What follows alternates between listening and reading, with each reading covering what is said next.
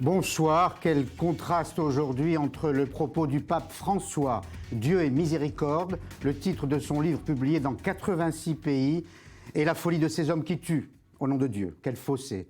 L'un tend la main et veut pardonner, les autres tendent le couteau, la kalachnikov, et veulent assassiner, même à 15 ans. Ainsi, cet adolescent qui a tenté de tuer à Marseille un enseignant juif au nom de l'État islamique et qui regrette de l'avoir seulement blessé, Mathias Inbar. Il dit avoir agi au nom d'Allah et du groupe État islamique. Il a revendiqué avoir agi ainsi au nom d'Allah, de l'État islamique, répétant avoir agi à plusieurs reprises au nom de Daesh. L'assaillant qui a attaqué à la machette un enseignant juif aura 16 ans la semaine prochaine.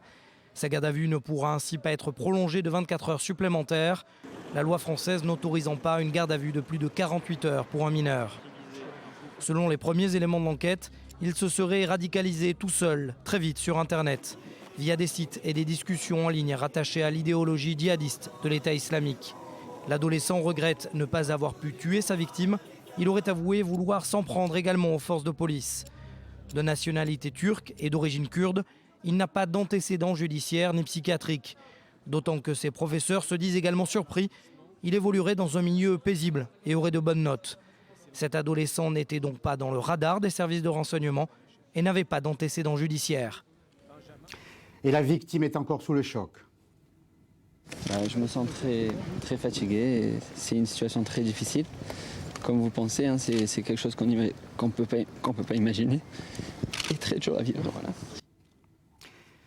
À Marseille, le caractère antisémite de cette agression est désormais établi, mais on se pose des questions sur un autre événement encore plus tragique, la mort d'un homme découvert chez lui, un conseiller municipal juif, mais on doit rester très prudent sur cet événement. David Klezewski. Oui, tout à fait. Bonsoir. Les questions sont nombreuses autour de la mort d'Alain Gozlan, c'est son nom.